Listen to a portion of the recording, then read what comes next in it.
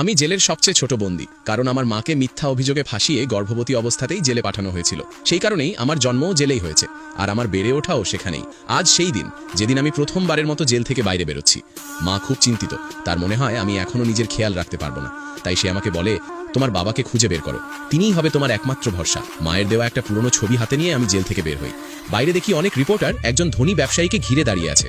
ছবির সঙ্গে মিলিয়ে দেখি, চিনে ফেলি, তিনিই আমার বাবা। খুশিতে আমি দৌড়ে তার দিকে যাই নিজের পরিচয় দিতে, কিন্তু মিডিয়ার ভয়েই তিনি বলে দেন যে তিনি আমাকে চেনেনি না। এমনকি তিনি সন্দেহ করেন যে আমি নাকি তার ছবি চুরি করেছি। আমি তো একটা বাচ্চা, তাই তিনি আমার সঙ্গে তর্কও করেন না, সোজা সেখান থেকে চলে যান। কিন্তু তার ছোট ভাইয়ের সন্দেহ হয়। সে আমার কাছে আমার চুলের একটা গোছা চায়, যেন আমার আর ওই ধনী ব্যবসায়ীর মধ্যে ডিএনএ টেস্ট করাতে পারে। আমি মন খারাপ করে আবার জেলে ফিরে যাই এবং মাকে সব খুলে বলি। আমি বলি, হয়তো বাবা আমাকে ভালোবাসেই না, তাই তো আমাকে চিনল না। কিন্তু মা আমাকে বোঝায়, তোমার বাবার কাছে এখনো সত্যটা পৌঁছয়নি। এই দুনিয়ায় তোমাকে সবচেয়ে বেশি ভালোবাসে তিনিই। মায়ের কথা শুনে আমার সাহস ফিরে আসে।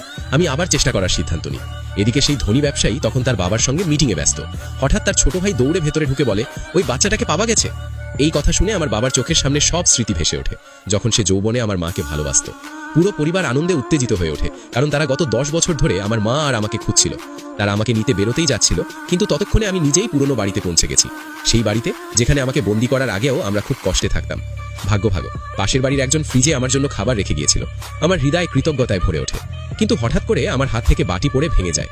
আমি কান্না চেপে ধরে পরিষ্কার করতে থাকি। ঠিক তখনই দুজন অচেনা লোক জোরে দরজা ভেঙে ভেতরে ঢুকে পড়ে। নরম গলায় তারা বলে, সেফের চাবিটা দাও। আমি না করে দিই। তারা রাগে পাগল হয়ে যায়। তারা বলে তাদের আমার মায়ের কোম্পানির কোর টেকনোলজি চাই। আমার অস্বীকারে তারা মায়ের ছবির ফ্রেম পর্যন্ত ভেঙে ফেলে। এতে আমি রাগে তাদের কামড়ে দিই। তারা আমাকে ভীষণভাবে আঘাত করতে উদ্যত হয়।